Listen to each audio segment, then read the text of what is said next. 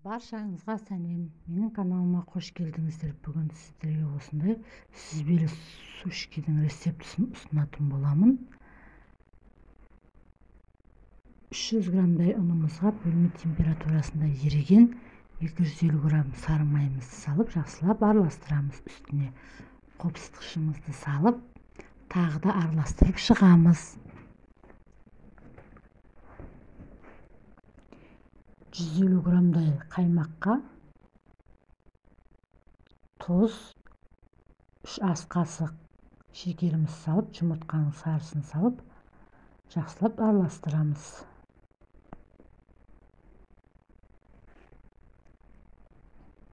Осылайынан бір келкетіп араластырып, жаңағы ұнымыздың үстіне салып,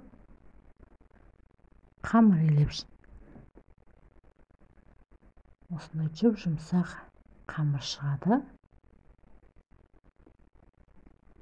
Жақсылап үйін қандырып елеп аламыз дағы. Бетін жауып немесе салафан мешокқа салып, тоңазытқышта 30 минут сап қоямыз.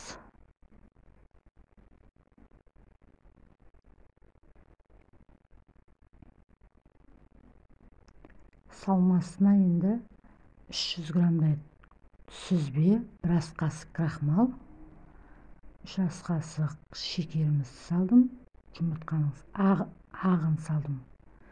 Бәрін жақсылап араластырып алып,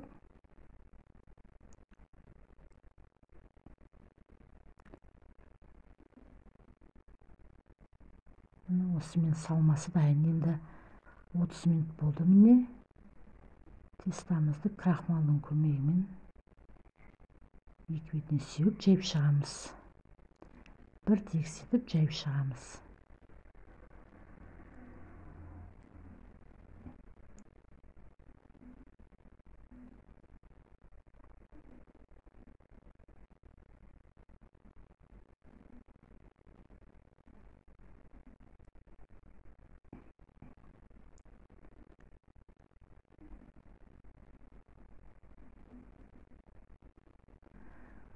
Сосын осындай арнайы домалақтайтын көмегімен немесе осындай бокалдың көмегімен үсті бойы аламыз домалақтап.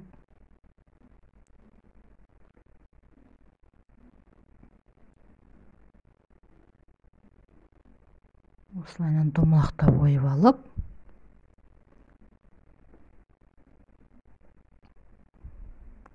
ішіне бағанағы салмамызды сап шығамыз.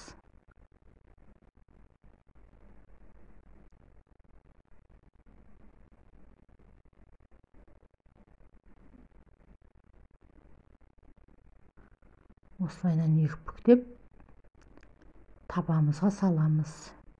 Менің тапама жабыспайды, сондықтан майлап сала берем. Егер сіздердің тапаларыңызға жабысатын болса, пергаментіне қағаз төсеңіздер болады. Бетіне жұмыртқаның сарысын жағып шығамыз осылайынан.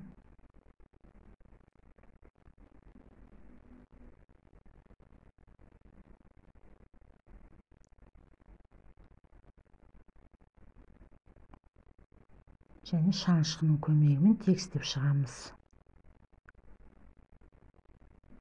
Тегістеп болғаннан кейін 180 градуста 30 минут пісіріп аламыз.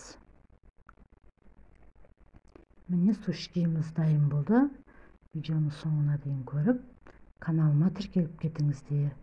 Өте жұмсақ, дәмді болып шықты. Ас болсын, каналыма тіркеліп кетіңіздер.